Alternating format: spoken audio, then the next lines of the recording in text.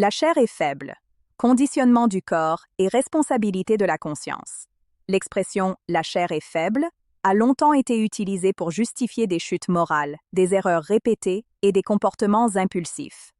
Cependant, lorsqu'elle est analysée à la lumière du spiritisme et des connaissances modernes, cette phrase acquiert un sens beaucoup plus profond et éclairant. Elle n'absout pas la responsabilité de l'esprit, mais explique les conditionnements naturels de la vie matérielle. Le spiritisme enseigne que l'esprit, en s'incarnant, agit par le biais d'un corps physique, soumis à des instincts, des impulsions biologiques et des limitations propres à la matière. Le cerveau, les hormones et les mécanismes de survie exercent une influence réelle sur le comportement. La science le confirme, en démontrant comment les émotions, les désirs et les impulsions sont liés à des structures biologiques profondes, façonnées par l'évolution.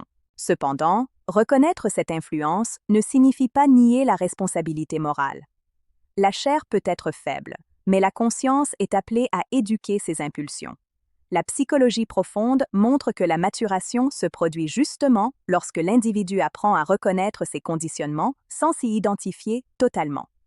L'erreur ne réside pas dans le fait de ressentir des impulsions, mais dans le fait de se laisser dominer par elles sans réflexion.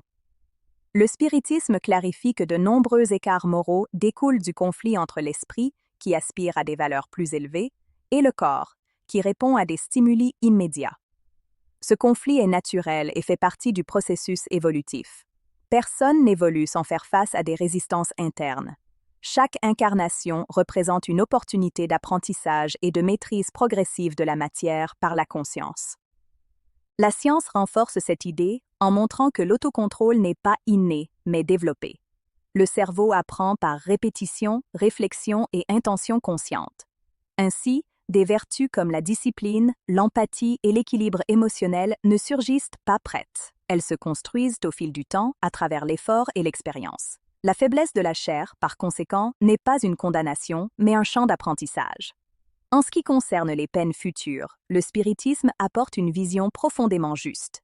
Les esprits ne sont pas jugés avec un rigorisme absolu pour des échecs découlant de la fragilité humaine, mais par l'intention, le degré de conscience et l'effort sincère de dépassement.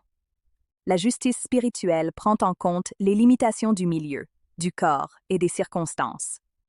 Cette compréhension éloigne le sentiment de culpabilité excessive et rapproche l'être humain de la responsabilité sereine. Se tromper fait partie du chemin évolutif, tant que l'erreur est reconnue et transformée en apprentissage.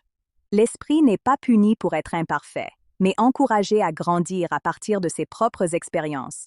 Ainsi, la chair est faible, cesse d'être une excuse et devient une invitation à la connaissance de soi.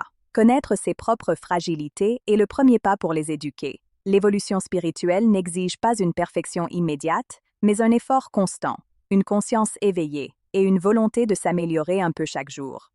Si cette réflexion vous a aidé à mieux comprendre la relation entre le corps, la conscience et la responsabilité spirituelle, aimez, partagez et laissez votre commentaire.